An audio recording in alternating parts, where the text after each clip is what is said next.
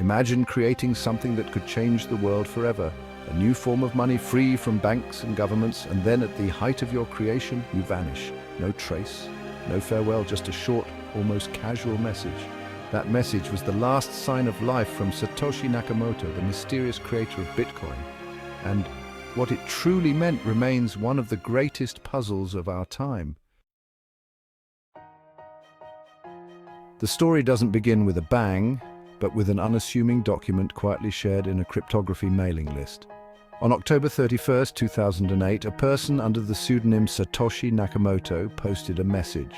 Attached was a white paper titled Bitcoin, a peer-to-peer electronic cash system. Just 9 pages. No slogans, no grand announcements. It simply proposed a way to transfer money directly between people, without banks, without governments, without trust.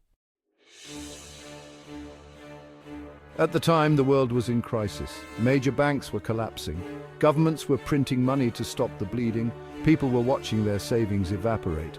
Trust in traditional finance was shattered. Amidst this chaos, Bitcoin emerged, not with protest, but with code, with math, with a radical idea that would redefine our understanding of money. Satoshi never revealed who he or she or they were. There was only the name and a handful of emails and forum posts. What stood out from the start was the tone. Calm, polite, precise. Satoshi answered questions patiently, explained technical details clearly, and never sought the spotlight. It seemed they weren't after fame, only to share an idea.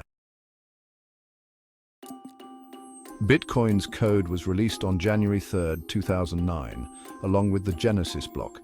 Embedded within it, a message, a timestamp, yes, but also a warning. The time 03/Jan/2009, Chancellor on brink of second bailout for banks. A quiet protest, a reminder, a mission statement. For the next 2 years, Satoshi worked tirelessly, publishing updates, fixing bugs, guiding the protocol's early development. But the mystery remained. Who was this person? A lone genius? A team? A government agency? A time traveler?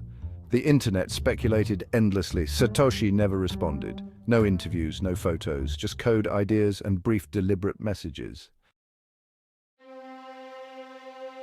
By late 2010, Satoshi's messages became rare, and in April 2011, the final public message arrived. An email to developer Gavin Anderson. "I've moved on to other things. It's in good hands with Gavin and everyone else." No goodbye, no explanation, just a line, and then silence. What Satoshi left behind was more than software. It was a philosophy, a blueprint for trustless systems, a challenge to authority, and, well, a symbol of how power could be distributed rather than held. Had he stayed, Satoshi would have become a global icon, a target for governments and media alike. Instead, by vanishing, he protected Bitcoin. He made it bigger than himself. Satoshi's silence wasn't a flaw, it was the point. The system wasn't about trusting a founder, it was about trusting math, consensus, open participation. His disappearance invited the community to grow up. It wasn't just a handoff, it was a message to all of us. After Satoshi left, others stepped in, not as successors but as contributors. Gavin Anderson became a lead developer, others followed. Decisions were debated, not dictated. Even bitter conflicts like the block size wars that split Bitcoin into BTC and BCH didn't destroy it. They made it stronger, they forced the system to evolve, to prove it could survive without a savior. And survive it did. Bitcoin adapted from inflation hedge in crumbling economies to innovation tool in digital nations. It became global money without borders. It never asked for permission, it just existed.